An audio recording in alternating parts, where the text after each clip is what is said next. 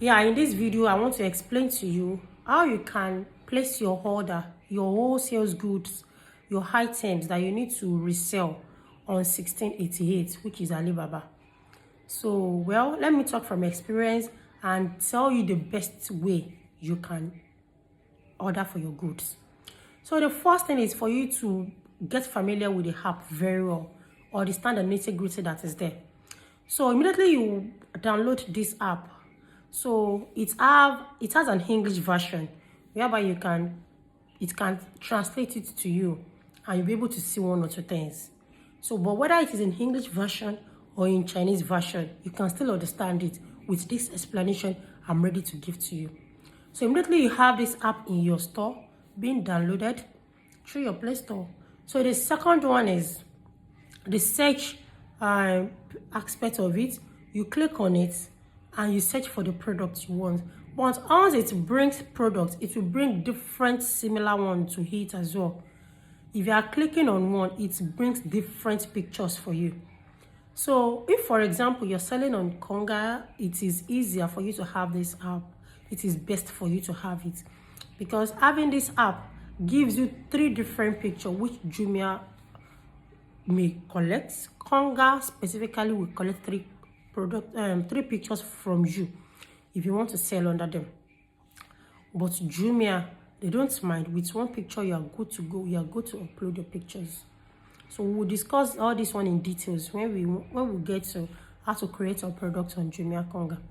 So now, if you get to your back to 1688, you make sure there are similar products there, whereby you compare yuan. They use yuan to do their transactions. So you can see similar products which could be 6. A supplier can be selling this phone for 10 yuan. So another supplier can be selling this same phone for 50 yuan for you. And it's not as if one is quality to the order. No, it is just a choice of the supplier. And if you want to know better, you can actually order for the 2. You will see that they are bringing in the same item to you. So now when you see this yuan, you also check local shipping. It is written immediately after the main amount there, which is beside the sizes. So once you see local shipping, it stands on its own. You also compare local shipping because you are adding local shipping of each item to each amount of the local shipping being stated there.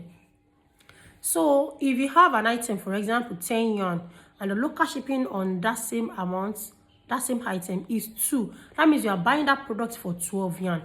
So you now compare it if it is okay.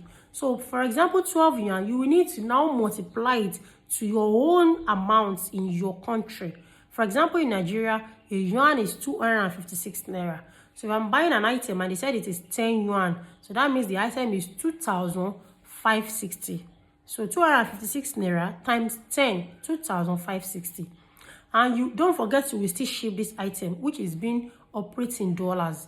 So meaning if you have buy all the items, you've packed it, you've sent it to the shipping company, so you can request for it as well. It will be explained in the inquiry aspect. So shipping company charge you in dollars per kg. So for example, let me just give you how it goes. This clothes, a 10 of these clothes can weigh you 2 kg. And the minimum of shipping company will collect 15,000 naira per kg from you, meaning 30,000 naira will go for the shipping of 10 clothes of this thing.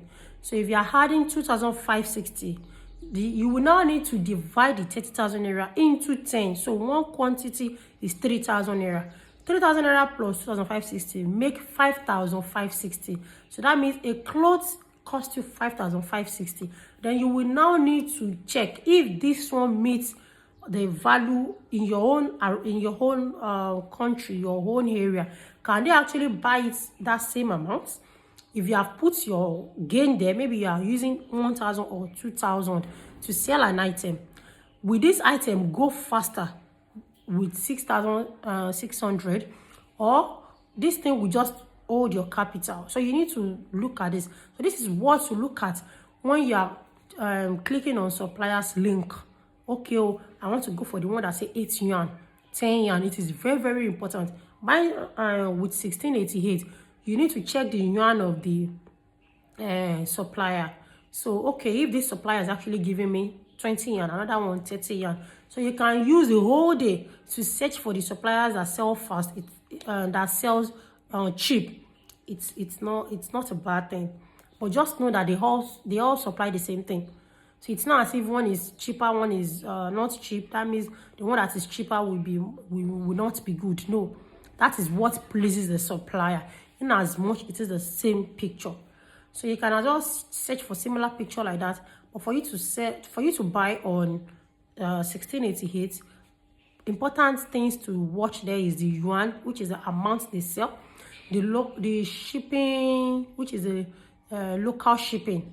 It is being stated there, the amount on each item.